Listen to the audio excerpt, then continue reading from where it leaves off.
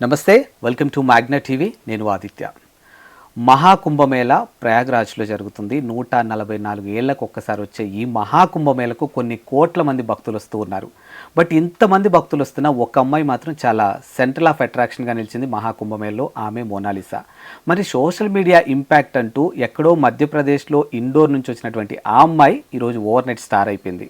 అసలు social media ఎందుకు focus చేస్తుంది, ఎలా ఫోకస్ చేస్తుంది, అసలు దీని ఇంపాక్ట్ అనేది ఏ విధంగా ఉంది, దీని గురించి తెలుసుకునే ప్రయత్నం చేద్దాం. ప్రస్తుతానికి మనతో పాటు స్టూడియోలో ఉన్నారు ప్రముఖ అడ్వకేట్ నాగూర్బాబు గారు ఉన్నారు. ఒక్కసారి సార్తో మాట్లాడదాం. సార్ నమస్కారం. సార్ నమస్తే ఆదిత్య గారు. సార్, అసలు సోషల్ మీడియా అనేది ఎప్పుడు ఎవరిని హీరోని చేస్తుంది, ఎవరిని జీరోని చేస్తుందో కూడా అర్థం కాని పరిస్థితి.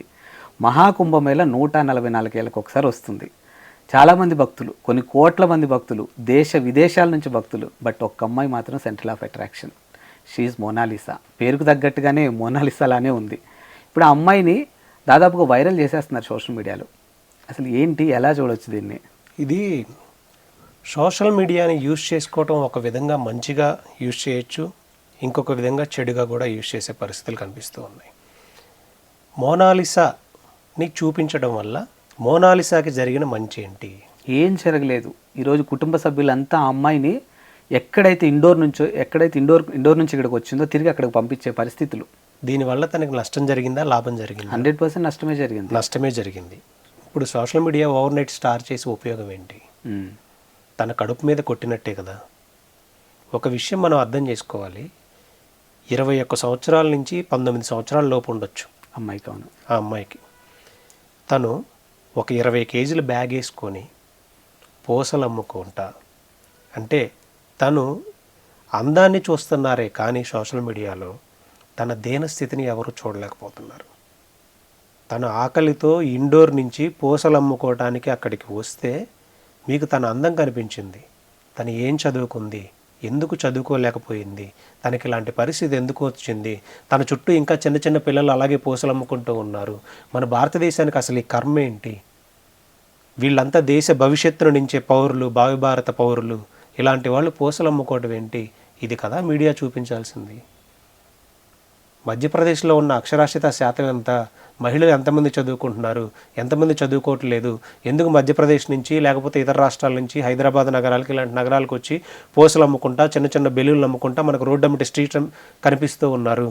ఇది కదా చూపించాల్సింది, ఇది కదా వైరల్ చేయాల్సింది. ఇంకా తనని అందాన్ని ఇలా తన అందంగా ఉందని చూపించారు. తన అందం చుట్టూ ఉన్న ఇవన్నీ కనిపించట్లేదా?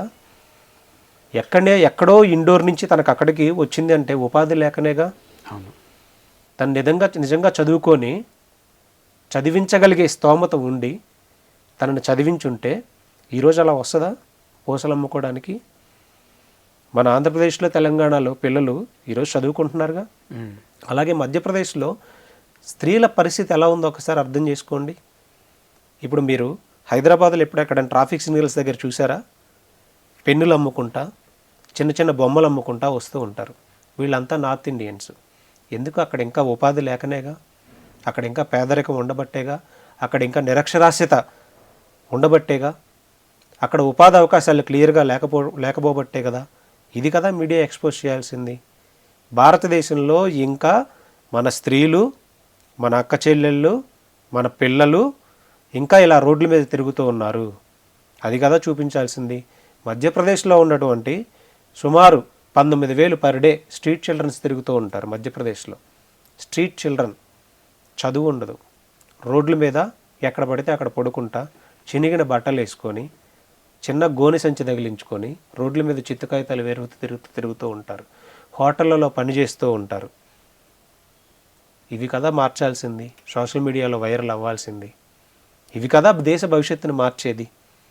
ఇంకా తన మోనాలిసా చాలా అందంగా ఉంది, న్యాచురల్ బ్యూటీ అని చూపించడం వల్ల తను ఆ పూసలు అమ్ముకునే పరిస్థితి కూడా లేకుండా తన తండ్రి అవమానంగా ఫీల్ అయ్యి ఆ అమ్మాయిని ఇండోర్ పంపించే పరిస్థితులు క్రియేట్ చేసిన సోషల్ మీడియా స్టార్ను చేసిందా, రోడ్డు మీదకి లాగిందా?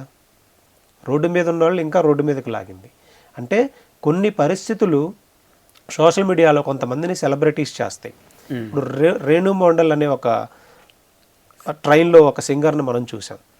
సోషల్ మీడియా అదే హిమేష్ రేష్మియా దగ్గర వరకు తీసుకొని వెళ్ళి ఒక ఒక సాంగ్ పాడించే వరకు తీసుకొని వెళ్ళారు. తర్వాత కచ్చా బాదం అని ఒక సాంగ్ పాడినటువంటి వ్యక్తిని మనం చూసాం. అది అతను కూడా యూట్యూబ్లో చాలా పెద్ద స్టార్ అయ్యి కొంతకాలం నడిచింది. ఆ కన్సిస్టెంటీ ఉంటుందా? వాళ్ళు ఈరోజు ఎక్కడ ఉన్నారు, వాళ్ళ పరిస్థితులు ఎలా ఉన్నాయి? ఒక స్టారు అయ్యారు, మళ్ళీ డౌన్ గ్రాఫ్ కూడా వచ్చేసింది. కచ్చాబాదం అతను కూడా ఒక స్టారు అయ్యాడు, మళ్ళీ డౌన్ గ్రాఫ్ కూడా వచ్చేసింది. కానీ ఈ మోనాలిసా అమ్మాయికి జరిగిన మేలేంటి?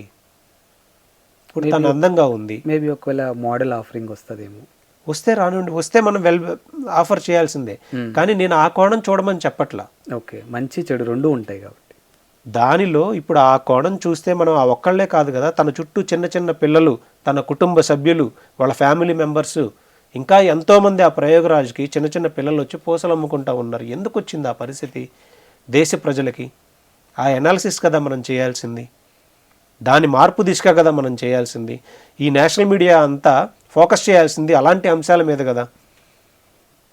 అది మర్చిపోయి మోనాలిసాని ఓకే తను అందంగా ఉంది, ఓకే మనం ఒకసారి చూపించారు అయిపోయింది, తన వెంట పడతా, వీడియోలు తీస్తా, తన ఇంటర్వ్యూలు అడుగుతా, తన అవి కూడా అమ్ముకోలేని పరిస్థితి క్రియేట్ చేసి, ఏంటిది అసలు? ఈ వ్యవస్థ మారాలి. కానీ ఆ అమ్మాయి విషయంలో నాకు ఒకటి చాలా గొప్ప విషయం అనిపించింది సార్. అంటే వీడియోలో మనం చూసినంత వరకు చాలామంది అమ్మాయితో సెల్ఫీలు దిగి అమ్మాయికి డబ్బులు ఇస్తుంటే తీసుకోవట్లే. ఎక్కడో ఒక ఆత్మాభిమానం అంటారు కదా, అది ఉందేమో అనిపించింది ఆ అమ్మాయికి లిటరలీ. నాకు తనకి ఆత్మాభిమానం, ఆత్మగౌరవం ఉన్నాయి కాబట్టే, భారతీయ స్త్రీలకు అందరికీ ఆత్మాభిమానాలు, ఆత్మగౌరవాలు ఉన్నాయి కాబట్టే వాళ్ళు ఇంకా కష్టాలు, పనులు చేసుకుంటా బ్రతుకుతున్నారు. కానీ వాళ్ళు ఎలాంటి తప్పుడు పనులు చేయటంలా. తనకి నిజంగా ఆత్మాభిమానం ఉంది కాబట్టి తను ఆ పూసలు అమ్ముకుంటా అక్కడ కనిపించింది. లేకపోతే ఇంకేదన్నా పనులు చేసుకుంటూ ఉండొచ్చు వాళ్ళు. మనం ఆ స్థితిని అబ్జర్వ్ చేయాలి. ఆ స్థితిగతుల్ని, వాళ్ళ స్థితిగతుల్ని మార్చే విధంగా మీడియా అనేది కీ రోల్ ప్లే చేయగలగాలి. ఈరోజు మ్యాగ్నా టీవీ ద్వారా మీరు అడుగుతున్నారు. ఇప్పుడు నేను చెప్పే విధానం కొంతమందికి నచ్చొచ్చు, నచ్చకపోవచ్చు.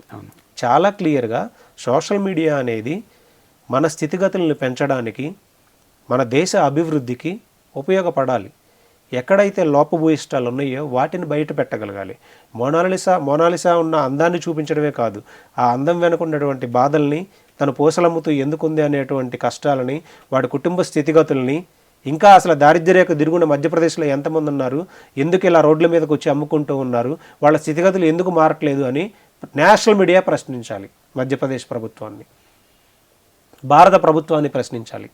ఎందుకు స్ట్రీట్ చిల్డ్రన్స్ ఇంకా రోడ్ల మీద తిరుగుతూ మధ్యప్రదేశ్లో 19,000 వరకు ఉన్నారు, ఎందుకు అక్కడ అక్షరాస్యత శాతం కేవలం మహిళలది 50% లోపే ఉంది, గ్రామ స్థాయిలో కేవలం ఇంకా 20% లోపే ఉంది? ఇది కదా ప్రశ్నించాల్సింది నేషనల్ మీడియా. మార్పు దిశగా వెళ్ళాలి అని అంటే ఇవి కదా చేయాల్సింది. సో అలాంటి మార్పు రావాలని మనం కోరుకుందాం. Thank you sir. థ్యాంక్స్ అండి.